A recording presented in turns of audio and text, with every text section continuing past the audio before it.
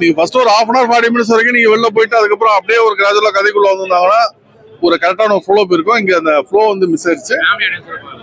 கண்டிப்பா ஃபேமிலி ஆடியன்ஸோட பாக்குற மாதிரி தான் இருக்கு. ரொம்ப அந்த யூத்துக்கான விஷயம் பண்ணா கூட ஃபேமிலி ஆடியன்ஸ் யாருமே மோகம் சொல்லிக்கிற மாதிரி எல்லாம் எதுவுமே அந்த சீன்ஸ் கிடையாது. கண்டிப்பா ஃபேமிலி ஆடியன்ஸோட பார்க்கலாம். கண்டிப்பா ஒரு முறை பார்க்கலாம். செகண்ட் ஹாஃப் லேக் இருந்தாலுமே கண்டிப்பா ஃபர்ஸ்ட் ஹாஃப்காக ஒரு முறை கண்டிப்பா அந்த படம் பார்க்கலாம். மியூசிக் வேற லெவலுங்க. படத்துக்கு மெயின் பிளஸே வந்து மியூசிக் தான். படம் சில சாங்ஸ் வந்து செம்ம சூப்பரா இருக்குது. அதே மாதிரி படத்தோட பிஜிஎம் வந்து செம்ம தூக்கலா இருக்கு. இந்த படத்துக்கு மிகப்பெரிய ஒரு பிளஸ் வந்து மியூசிக் தான் அமைஞ்சது. மற்றபடி டெக்னிக்கலாவும் இந்த படம் வந்து ரொம்பவே நல்லா இருக்கு. உங்களுக்கு சினிமாட்டோகிராஃபி, டிஐ எல்லா விஷயங்களும், ஆர்ட் டிபார்ட்மெண்ட், காஸ்டியூம்ஸ் எல்லாமே வந்து நல்லாவே பண்ணியிருக்காங்க. அவர் டைரக்ஷன்ல அவர் பண்ண மிஸ்டேக் வந்து ரைட்டிங்ல வந்து ஒரு சின்ன ஒரு கோட்டை விட்டாரு. அவர் ஜஸ்ட் ஒரு ஃபன்லயே ரொம்ப டிராவல் பண்ணலான்னு போயிட்டாரு. அந்த ஒரு இடத்துல அவர் மிஸ்டேக் பண்ணிட்டாரு.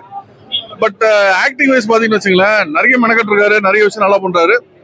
ஒரு சில சீன்ஸ்ல பாத்தீங்கன்னா கொஞ்சம் ஓவர் ஆக்டிங் பண்றாரு. அதை மாத்திரம் அவர் கொஞ்சம் கம்மி பண்ணிட்டாருன்னா அவரு கண்டிப்பா இன்னும் பெட்டரா இருக்கும். பட் இருந்தாலுமே அவருக்கு வந்து நல்ல ஒரு ஆஸ் அன் ஆக்டர் நல்ல ஒரு படம் தான் அது. கண்டிப்பா அவர் கரியர்ல வந்து நெக்ஸ்ட் லெவல் போறதுக்கு அளவுக்கு வந்து இந்த படத்தோட ஆக்டிங் வந்து அவருக்கு வந்து தூக்கி கொடுத்துருக்கு.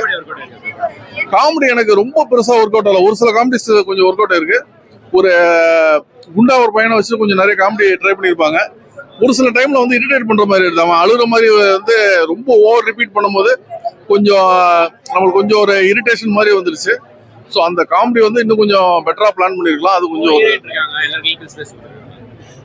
3 ஹீரோயினுக்கு வந்து ஈக்குவல் ஸ்பேஸ் இருக்கு. பட் என்னன்னா உங்களுக்கு வந்து எல்லாமே பாத்தீங்கன்னா அந்த ஸ்கூல் லவ்னு வருது.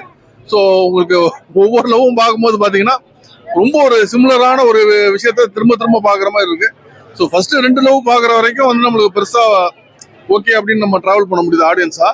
தேர்ட் லவும் அதே மாதிரி வரும்போது நம்மளுக்கு வந்து என்னடா இப்பதான் இந்த பார்த்தோம் அதே விஷயத்த திரும்ப பாக்குறோங்கிற மாதிரி ஒரு லேக் வருது.